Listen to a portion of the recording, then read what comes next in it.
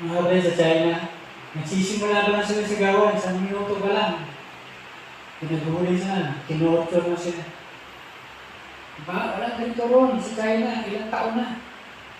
Maliit pa ako, ganun na doon. Hanggang ngayon, ganun doon. Ganun sa China. Kala mo lang maganda ang China, pero tinotorture ang mga Kristyano doon. Amen? Hindi mo na kailangan umanda ng 10 minutes, 20 minutes. Nag-preach na yung preacher ng 10 minutes na. Ang kahuli kayo doon, torture, hindi preaching yung mapapalang na torture. Salamat ka, malaya ka sa lugar na ito. Walang torture doon. Hindi pa nag-iinit mahuli na kami Inulong na kami tinutorture na kami. Hindi pa nag-iinit, hindi pa natagal. Mga kapatid, sila yung nakarating dito sa labas ng China. Balik nyo na ako sa China, mainit ang tao dito, nalalalamig. Doon, di ba nagtatagal? Ang minuto pa lang, huli na. Tinotorture na. Pinaliliguan na, pinakulong tubig. Binubugbog na, iba namatay. Yung mga namatay, mga kapatid, ayaw nilang itanggi si Jesus. Yung mga hindi namatay, sila yung mga tumanggi kay Jesus. Nagawa na sila ng religion na ayon sa gobyerno nila. Christian sila pero hindi bibligan. Ang bibligan yung pagiging Christian nila. Yun yung mga taong sumuko, hindi namatay. Yung mga talagang halos mamatay-matay, yun yung mga pinakawalan, doon na maawahan sila. Hindi kaya ng mga nagpapahirap sa kanila yung ginagawa ng pampapahirap. Sa mga Kristiyanong ayaw itanggi si Jesus, pinakawalan din nila. Guys, sa Roma, pag inubos yung Kristiyano, wala ng tao sa Roma. Magiging Kristiyano lahat. Ganun ng China. Hindi na pwedeng ubusin ng tao doon. Ganyan, pag may revival. Patayin mo na patayin yan, daling dadami yan. Mga kapatid, maganda itong pag-aaralan natin. Sabi rin, tumakbo ka. Sabi ni Pablo, takbo. Natapos ko ang takbuhin. Tumakbo ka. Sabi ni Pablo, sa kanyang sulat, tumakbo ka. Isang tabi mo yung mga bigat. Nadala-dala mo. Mga karena ng mga tumatakbo, halos walang damit. Kasi mabigat. Ang sapatos lang ang suot nila. Sando lang. Tanggalin mo yung mga kabigatan. Nagpapabigay sila na hindi ka makatakbo. Mga kapatid, ang mga naglalakad. O baka hindi lumalakad. Sila yung mga patulog-tulog, patay-patay. Ayaw pumunta, ayaw matin, ayaw pumasok. Pero pag tumatakbo ka, sobrang pakikinig mo ng salita ng Diyos. Meron nalaglag sa pakikinig ng salita ng Diyos, sinantok na Kasi piniperspect sila, mga kapatid. Sila, mga kapatid, hindi sila nag-schedule na, Pastor, schedule mo nung isa gising na gising ako. Mga kapatid, hindi na pwede gawin yun kasi ang mga umuri sa kanila, titigil pag sila pagpuyat na, inaantok na. At yun naman ang pagkakataon mga Kristiyanong panahon na yun, na gumising at makinig ng salita ng Diyos. Kaya meron yung bata na nalaglag sa pakikinig ng salita ng Diyos. At dahil nakikinig siya ng salita ng Diyos, binuhay siya ni Pablo, mabuhay siya. Mga kapatid, ang schedule nila, hindi pabor sa kanila. Hindi rin yung pastor, kung gising na gising ako. Ang schedule na mga kapatid, ay yung sila ay makikinig ng salita ng Diyos, sila ay antok-antok sa puyat. Hindi sila comfort zone. Ay, pastor, dapat ganito dapat ganyan. Ganito lang. Hindi. Wala silang magawa, mga kapatid, sila pinapatay. Sila napakainit sa Panginoon. Sila'y gutom na gutom, uhaw na uhaw. Pag isang uhaw mula sa isang bahay, hindi hanap yung computer, higaan, yung ganyan. Pag uhaw na uhaw siya, tubig. Yan yung tubig. Hindi man may gawin na yan. Basta matanggal lang yung uhaw niya. Ganun ang mga naghanap sa Diyos. Diyos lang kailangan nila. Ganun ang mga gutom, mga kapatid. Hindi hinahanap ang computer. Ako na naglaw, anong pelikula. Kung ano laro. Hinahanap nila. Pagkain. May pagkain ba kayo? Pagdating niya sa bahay, may makakain ba? Meron. May biscuit, pwede na yan. Hindi sila namimili. Hindi nasasabi, ganito dapat, ganyan dapat. Wala ganun. Brad, sister, pwede na yan. Mga kapatid, gutom sila sa Diyos. Pwede na yan. Kasi gutom sila. Mga kapatid, gutom sila. Yun lang ang kailangan nila, Diyos lang. Amen? Sabi sa Hebrews 12, 1 and 2, kaya nga tayo ay napapaligutan ng ulap ng mga saksi. Ating sa isang tabi ang mga bigat, ang kasalanan ng madaling nagbibisit sa atin, papahirap sa atin, kundi tayo tumakbo ng may pasensya, pagtsatsaga, takbuhin ng karera na naka-atang sa atin, sa harapan natin. Verse 2, ating tingnan si Jesus ang nagsimula at tatapos ng ating pananampalataya. Siya nasa kagalakan, siya ay andang harapin at pagdusahan ang krus, binaliwala niya ang kahihiyan. At siya ay itinalaga sa kanan, sa trono ng Diyos. Yung mga mangyayari sa iyo, kapag tinabi mo mga kabigatan sa buhay mo, ikaw'y tumakbo, sinatabi mo yung kasalanan. Kapag ikaw'y tumakbo na may pasensya, tinakbuhan mo yun, tumakbo sa karera, nakikarera ka din. Tinitingnan mo sa Jesus, yung nagsimula, at magtatapos ng iyong pananampalataya, ng iyong kaligtasan, na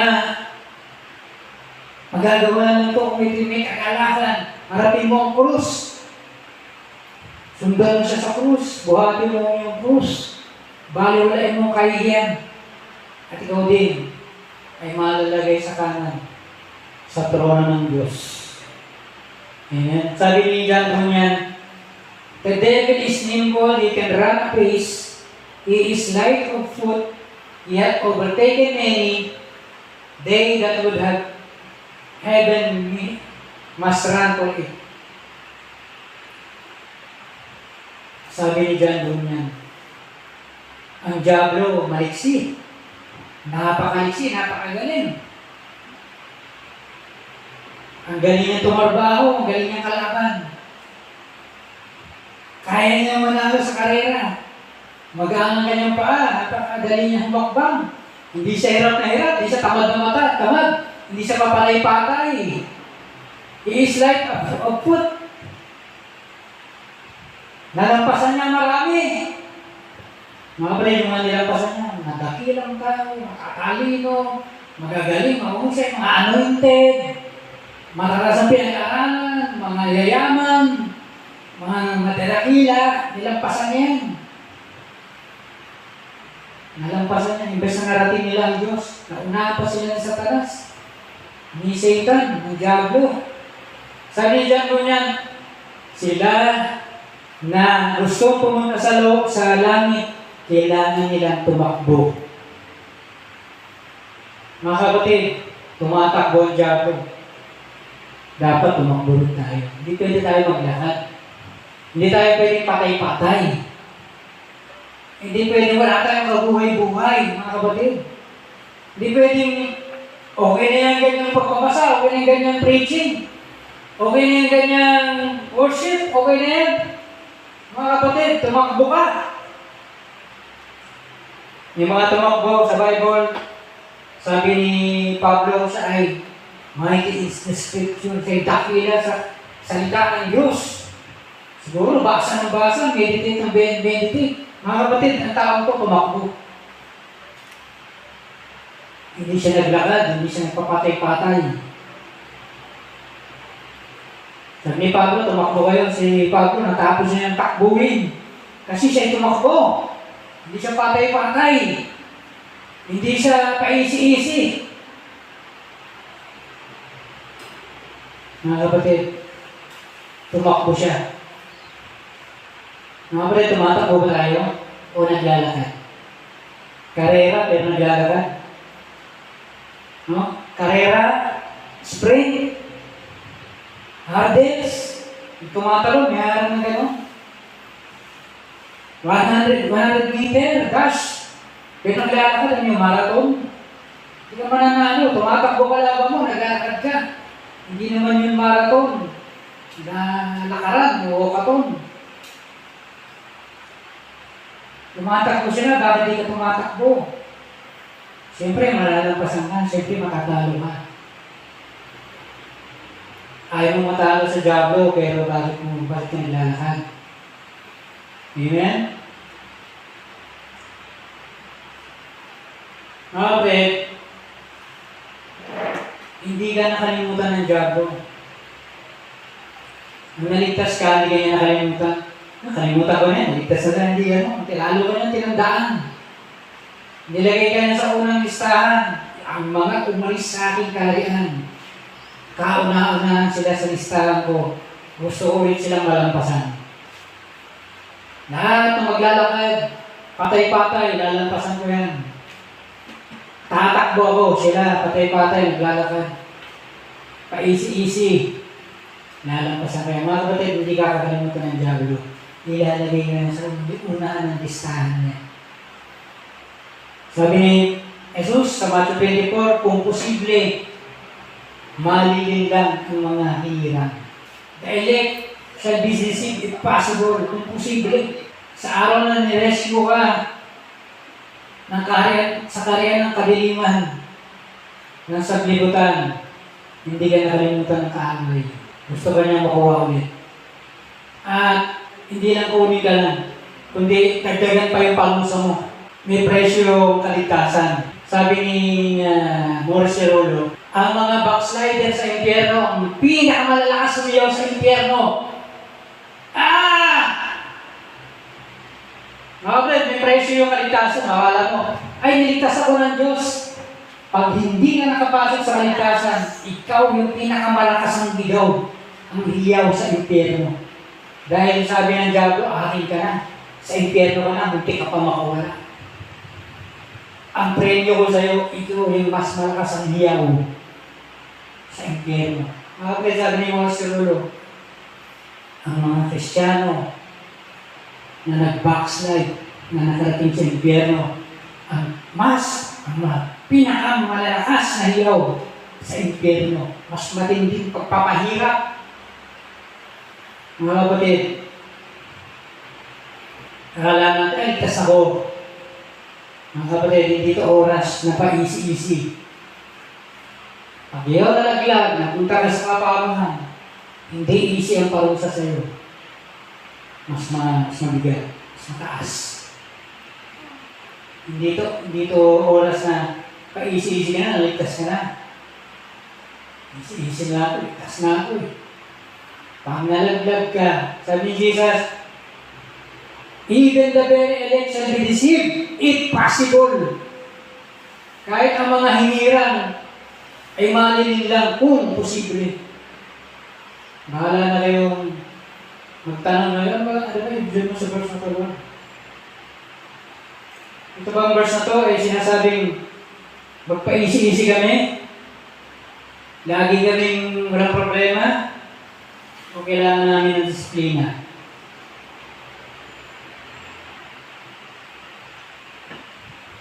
Yung panahon niya, ni Solomon, ang tindi ng mga disiplina ng nasasakupan niya. Lahat, walang makita. Siguro, parang Japan, no? Pag ganyan yung ilong, walang kulangot, wala kasing nagkabot. Siguro, parang ganun.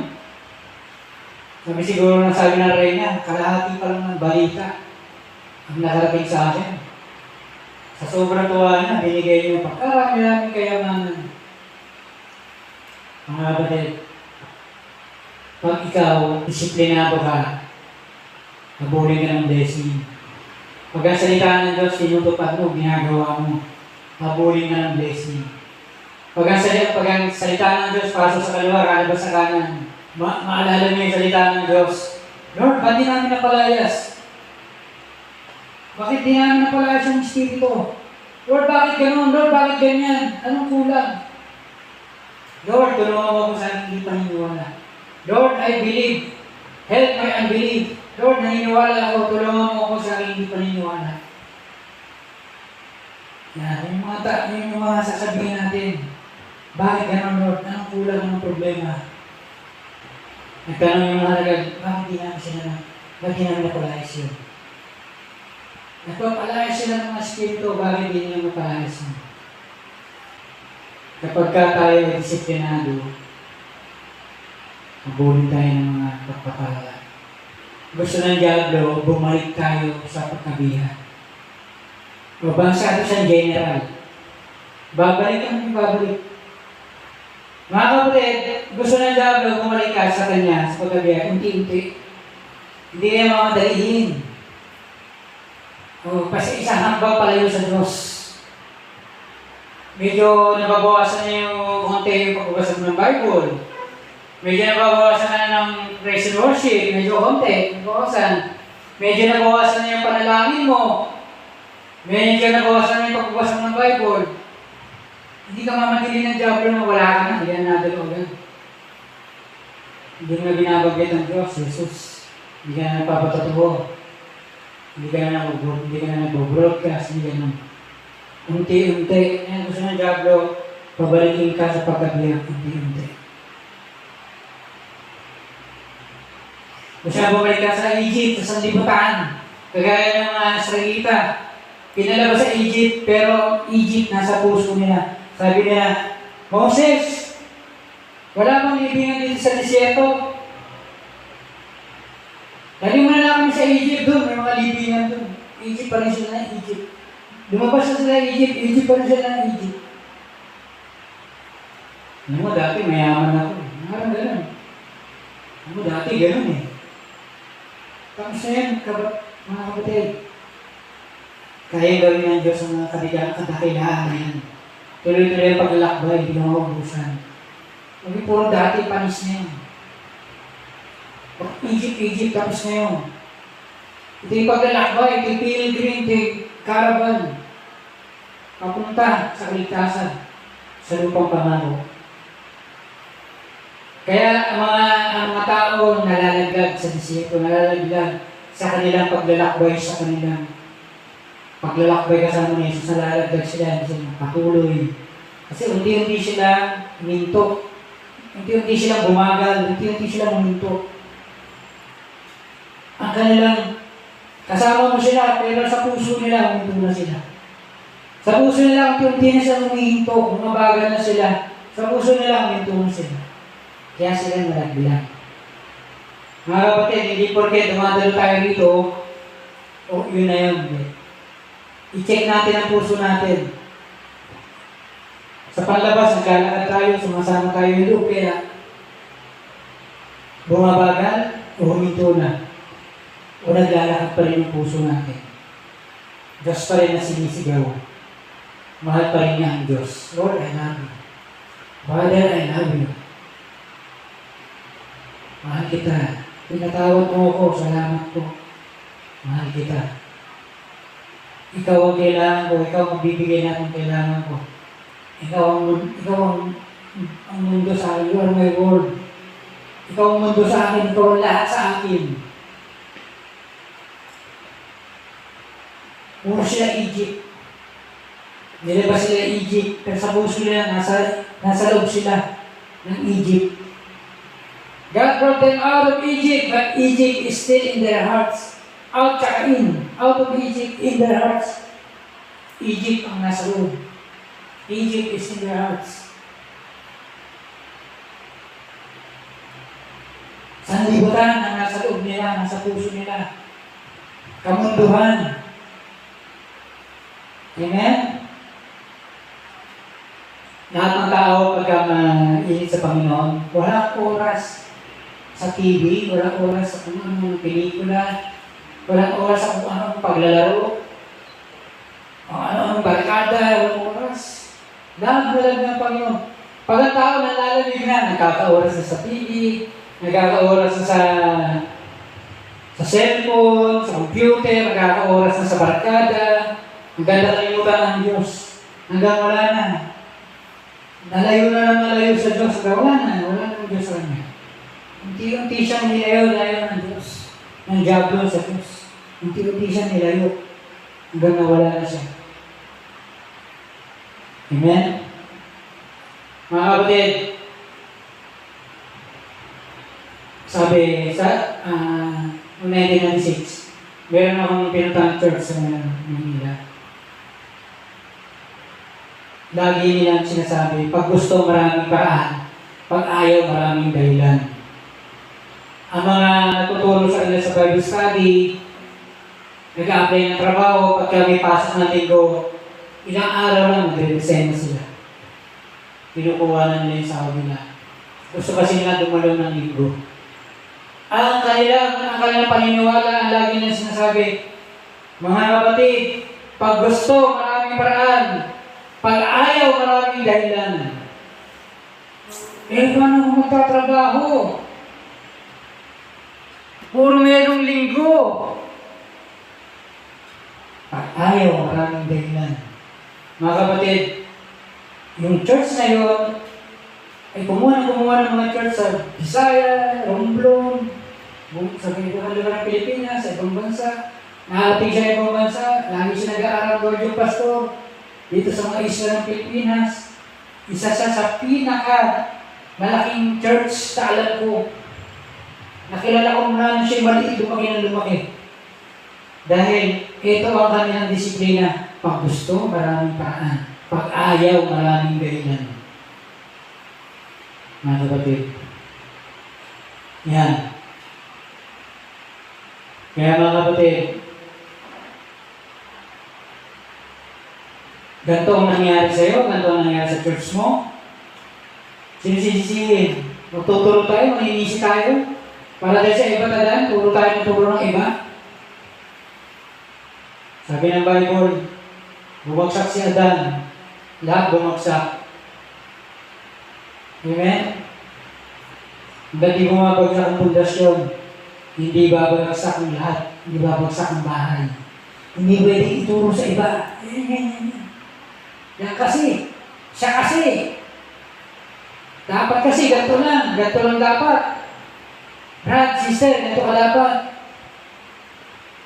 Mga kapatid, pag gusto, maraming paraan. Pag ayaw, maraming dahilan.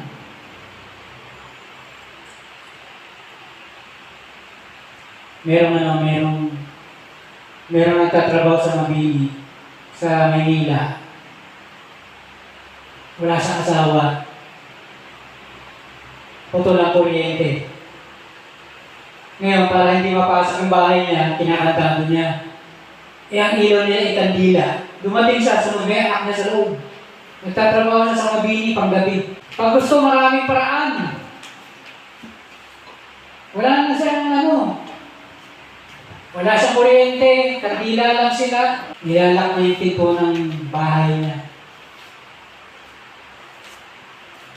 Ganon katindi ang nangyayari sa ating panahon. May paraan siya pero nakalimutan niya. Patayin yung kandila. Kaya nagkaroon ng sunog. Nasunog yung ganyang anak-anak. Na patay yung sunog. Kailan patayin yung anak niya, yung bata. Yun yung sa bungad ng palengke. Yung bahay niya. Nasunog siya lang. Bahay lang niya nasunog. Medyo maaga pa yung sunog. Naagapan. Kailan patayin yung bata. Nagpuruhan. So mga kapatid, yan yung mga para-paraan. Nakakuha siya ng pagkain. Tayo din, may paraan din tayo. Sabi nga ni Wigglesworth Panginoon, pag naubod ang sapatos ko, magtatrabaho ko. Ayaw ng Diyos na napaka-anointed, napaka-disiplinadong lingkod niya. Napakataas ng pananampalataya, napaka-anointed. Magtrabaho, mauliwanan ng gawain. Binigay ng Diyos lahat ng pangailangan niya. Pero kung talaga inupod ng Diyos ang kanyang sapatos, magtatrabaho talaga yun. Kasi talaga ng tutubero yun. Sabi niya, pag hindi kumilos ang Diyos, tutulak ko ang Diyos, pakikilusin ko siya. Sabi niya, Panginoon, pag hindi mo ako, pag naubos ang sapatos ko, magtatrabaho mo. Pag naubos ng swelas. Pag gusto ng trabaho tayo, bumalik. So, kailangan natin ng disiplina para hindi tayo bumalik. Pag gusto, maraming paraan. Pag ayaw, maraming dahilan. Pag gusto, ayaw matulog, dun sa gusto niya. Pag ayaw pumasok, ayaw umaten, dun sa gusto niya. Pag ayaw kumilos, dun sa gusto niya.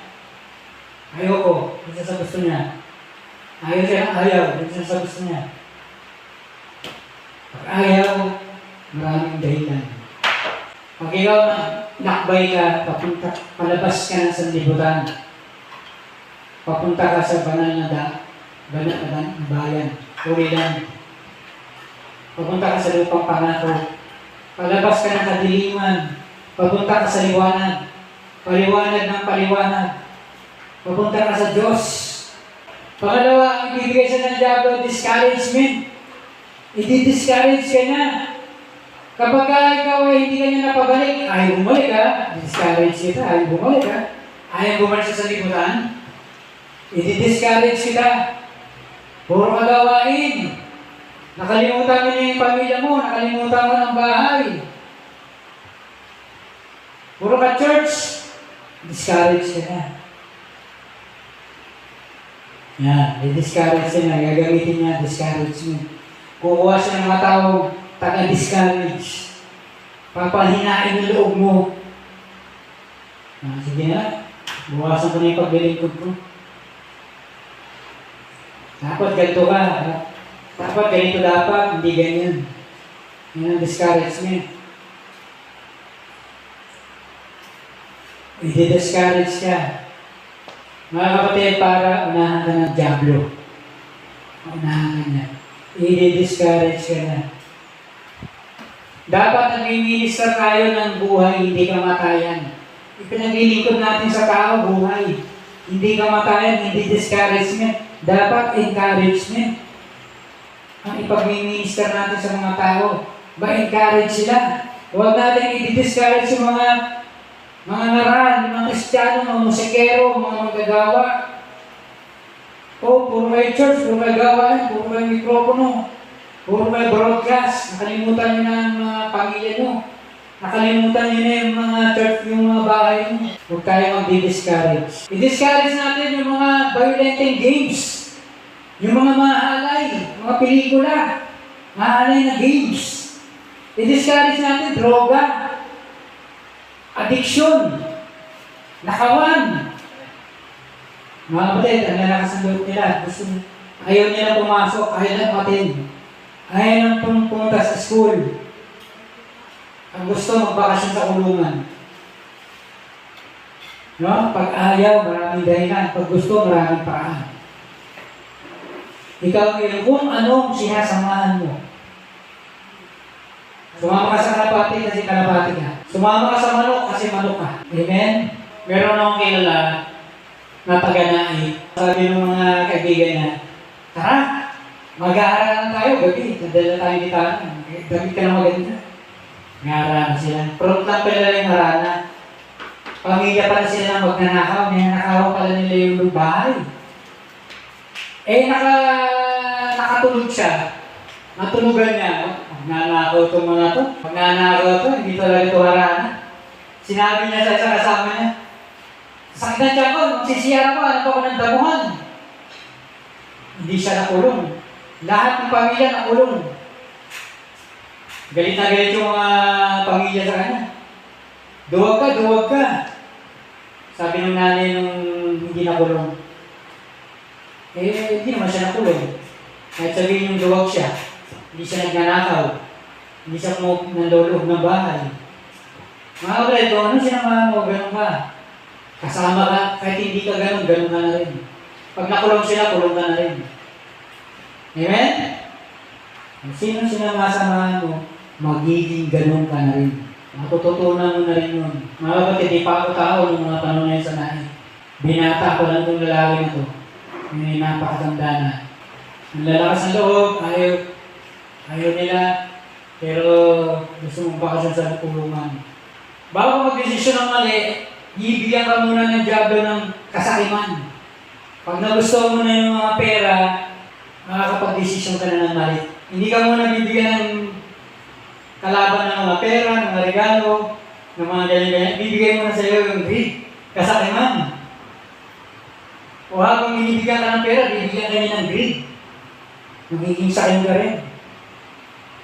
Kasabay o mauna. Matapos magkakaroon ka ng mga mali-maling desisyon. Dahil naging sakin ka na. Yan. Ang kasakiman hindi natatapos. Hindi nabubusog. Ang kasakiman dapat tapusin kung hindi niya tatapos sa'yo. Kaya nangyayari kay Hakan, kagaya nangyayari kay Gehazi, kagaya na nangyayari kay Judas. Hindi natapos yung greed. Yung greed ang tumako sa kanila. Kasakiman. Pag wala kang kasakiman, mahirapan ang kalaban pag-desisyonin ka ng mali. No? Nag-iisip ka, mali naman to, hindi ko naman to dapat gawin.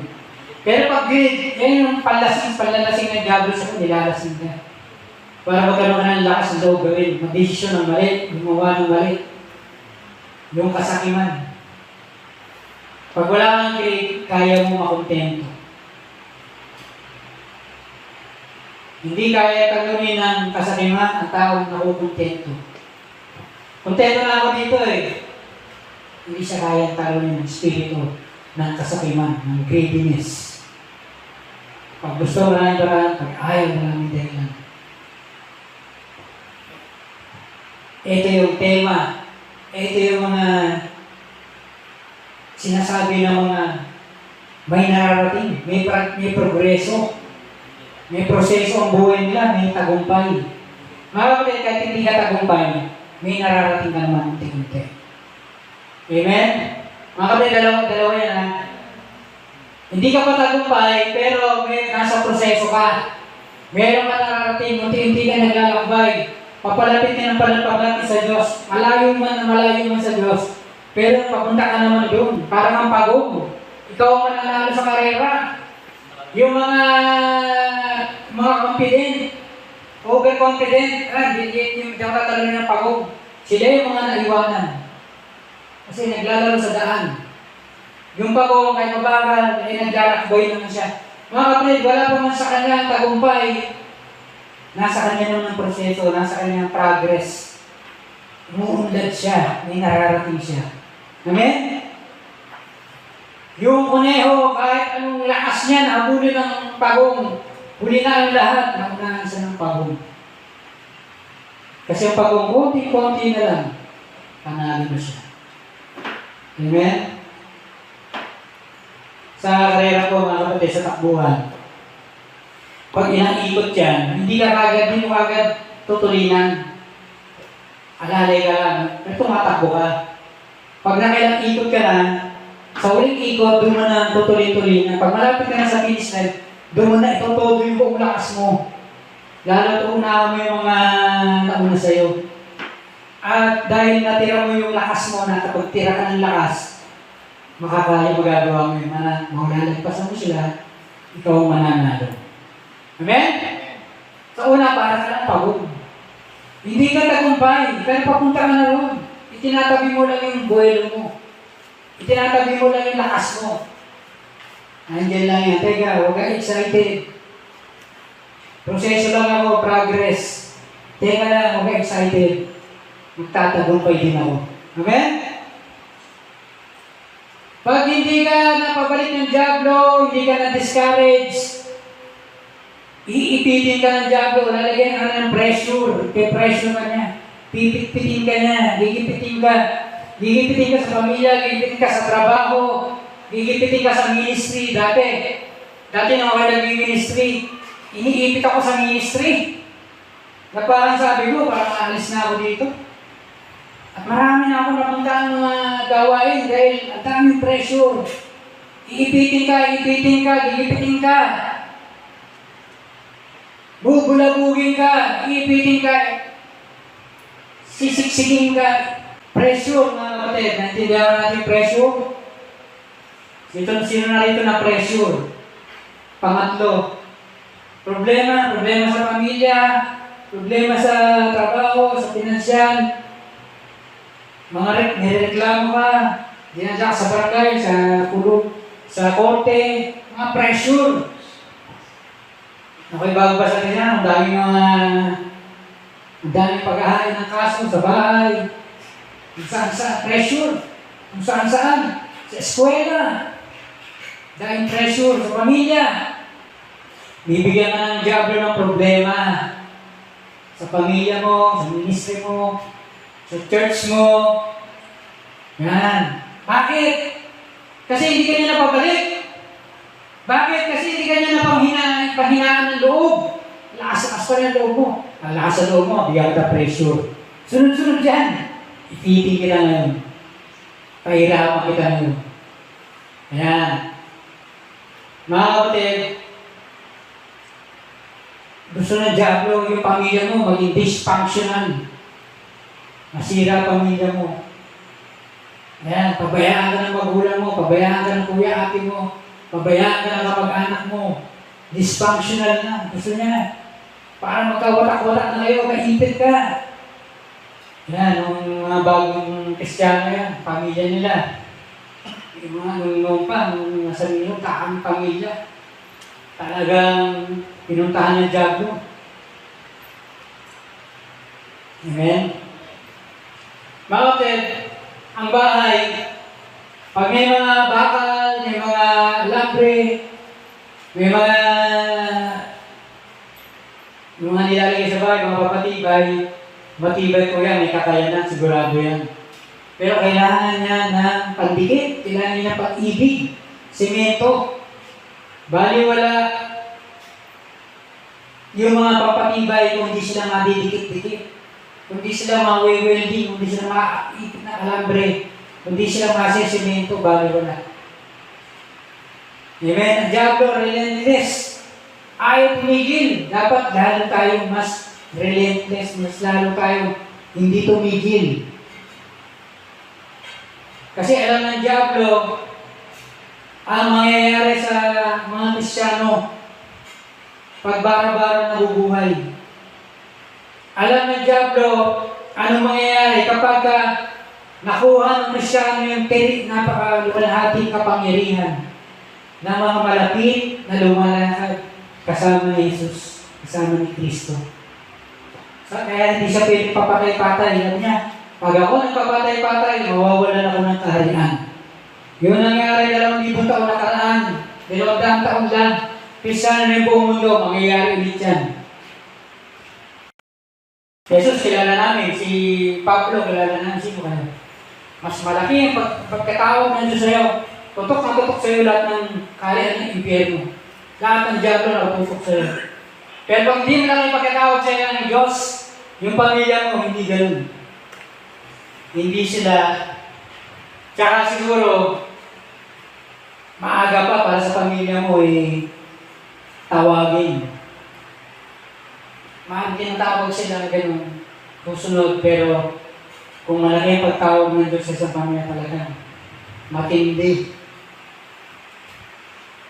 Ang atake ng diablo sa pamilya na yan. Matindi ang pag-atake ng diablo sa tao na yan. Kagaya nangyari kay Moses. Si Moses dapat nakapasok sa lupang pangako, hindi siya nakapasok. Pamilya niya sana nakapasok. Pare-pareho sila nasa labas ng promised land. 1 linggo bago makapasok sa promised land. Doon sila namatay sa labas. May 7 araw pa. Amen? So hindi ka dapat lalong pa magpatumpik-tumpik. Ang diablo tumatakbo. Dapat tumakbo ka din. Amen? Hindi ka dapat naglalakad. Pabagal-bagal. Dapat tumatakbo ka rin. Tumatakbo siya, tumatakbo ka rin. Amen? Hindi ka dapat magtutulong. spiritual sleep. Tulog ng pang-spiritual. Dapat kumakapit tayo sa Diyos ng buong puso. Yung mga nanatili kasama ng pastor, ng shepherd, ay hindi matatalo ng lobo, ng mga bulang propeta.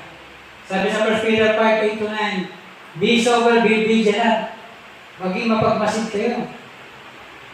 Sabagat yung away ng diablo ay kagaya ni Leon, naglalakad, naghahanap ng kanyang masisila. Madedebaw, malalapa,